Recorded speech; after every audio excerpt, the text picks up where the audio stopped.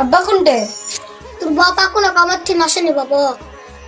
আব্বা এলে কবি এবার ঈদের আমার কিন্তু 5,000 টাকা মার্কেটের জন্য দেওয়া লাগবে। তোর বাপ অত টাকা দাও পারবে বাবা?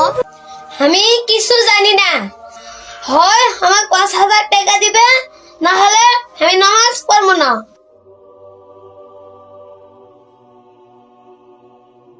এলা দুঃখ কেস হবে, আসুক আজটা।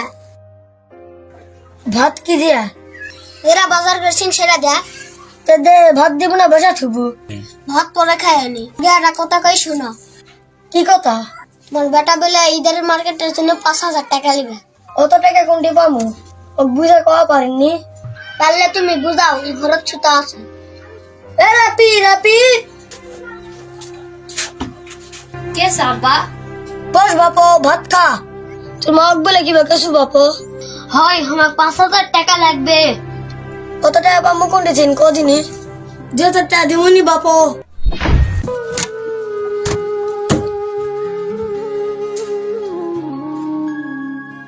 ভাত খাওয়া যাও, ভাত খাওয়া যাও। আজকালকার স্বল্প ও বাবু নতুন কিচ্ছুই বুঝো না।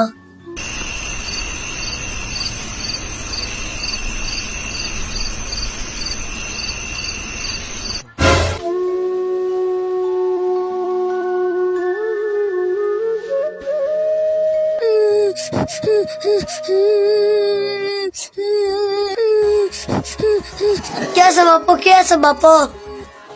ভুলে গেছে, আমাকে মাফ করে দাও। আমাকে 2,000 টাকা হলেই হবে। ওই 2,000 টাকার থেকে তুমি আগে লুঙ্গি আর মারা একটা শাড়ি, তারপর যেটা বেচবে সেটাই আমি নেবো। আমাকে মাফ করে দাও আব্বা।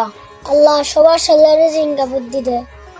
আল্লাহ আমাদের সন্তানের মতো সব সন্তানদের বোঝার তৌফিক দান করো।